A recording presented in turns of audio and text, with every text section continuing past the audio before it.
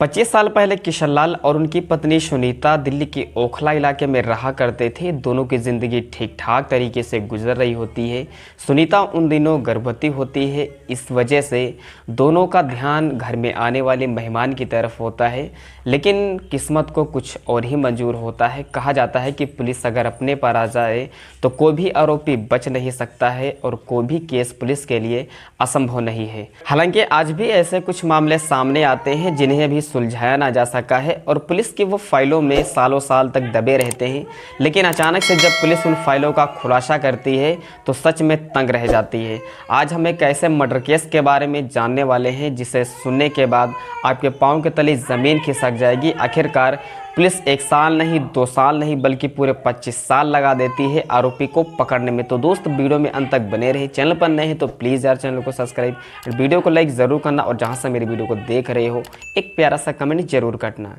दोस्तों, आज जो मैं आपको एक सच्ची घटना के बारे में बताने जा रहा हूं, यह सच्ची घटना कई साल पहले की है, दिल्ली के ओखला इलाके की, जहां पर 2 लोगों का परिवार बहुत ही हंसी खुशी रहा करता था। जिस परिवार में एक पति और एक पत्नी, जिस पति का नाम किशनलाल होता है और पत्नी का नाम सुनीता होता है।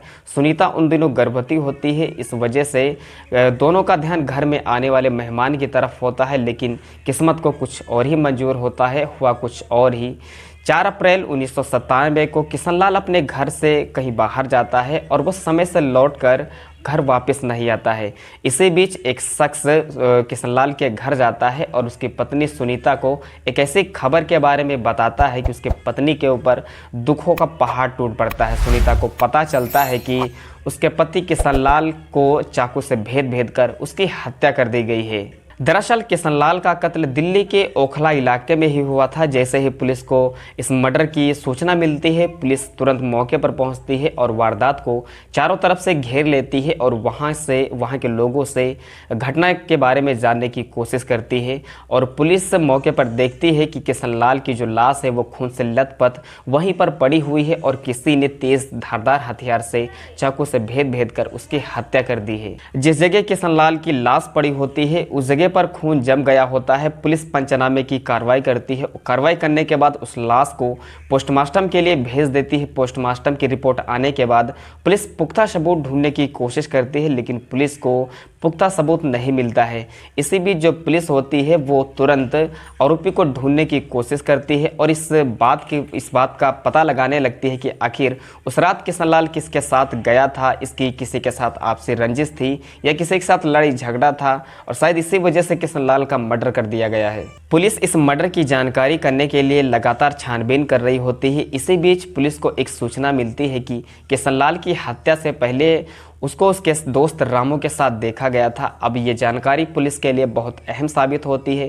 पुलिस फौरन वहां पर जाती है और रामू की तलाश करने लगती है। मृतक की पत्नी यानी किशनलाल की पत्नी रामू पर अपने पति की हत्या का शक जताती है और अपने बयान में कहती है कि रामू के वहाँ 4 अप्रैल को पार्टी थी, जिस पार्टी में मेरे पति को बुलाया जाता है और जब मेरा पति वहां पर जाता है तो काफ़ी रात हो जाती है। वो वहां से लौटकर घर वापस नहीं आता है और एक अचानक से एक खबर आती है कि तुम्हारे पति की हत्या कर दी गई है और मेरे ऊपर दुखों का पहाड़ टूट पड़ता है। और उसी के आधार पर जो पुलिस होती है वो साक्ष्य ढूंढने की कोशिश करती है और लगातार अपनी जाँच को आगे बढ़ाए रखती है। पुलिस रामू को तलाश करते करते थक जाती है, लेकिन उसके बारे में कोई सुराग नहीं मिलता है। ये मामला जब कोर्ट में जाता है तो पुलिस को जवाब देना होता है कि आखिर कातिल गया तो कहाँ गया।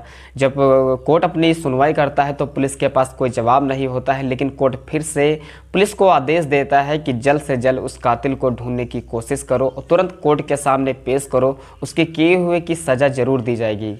धीरे धीरे वक्त बीतता जाता है, ना ही रामू पुलिस के हाथ लगता है और ना ही इस मामले का खुलासा होता है। अब जैसे जैसे समय बीत रहा होता है वैसे पुलिस इस केस को पूरी तरह से भूल जाना चाहती है और इधर किशनलाल की पत्नी भी कोर्ट के थाने के चक्कर लगाते लगाते परेशान हो जाती है।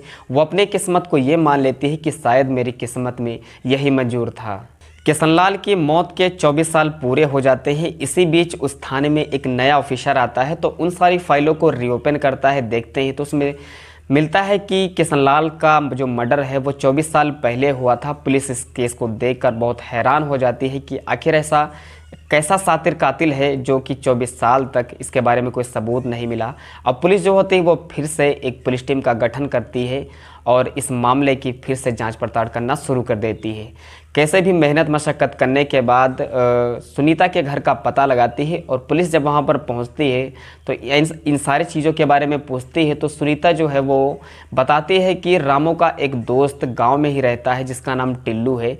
अब जो पुलिस होती है वो फ़ौरन टिल्लू के घर पहुंच जाती है, टिल्लू को गिरफ़्तार कर लेती है। गिरफ़्तार करने के बाद उसको थाने ले जाया जाता है, उससे पूछताछ की जाती है, लेकिन वो इधर उधर के बहाने बनाता है। लेकिन जब पुलिस अपने हिसाब से पूछती है तो टिल्लू आखिरकार बता ही देता है कि जो रामू है वो अभी तो वो मुंबई में रह रहा है। अब पुलिस जो होती है वो फ़ौरन मुंबई पहुँच जाती है। मुंबई में वहाँ पर जो रामू होता है वो किसी अपने ऐसे रिश्तेदार के बाहर रहा करता है, लेकिन कैसे भी करके रामू को पता चल जाता है कि पुलिस जो है वो तुम्हारा पीछा कर रही है। अब जो रामू होता है वो फ़ौरन वो मुंबई से तुरंत लखनऊ में आकर सेट हो जाता है और पुलिस भी जो है वो सादे कपड़ों में जाते हैं ताकि रामू जो है वो देखकर पुलिस को पहचान ना पाए कि ये पुलिस है या फिर कोई आम नागरिक है।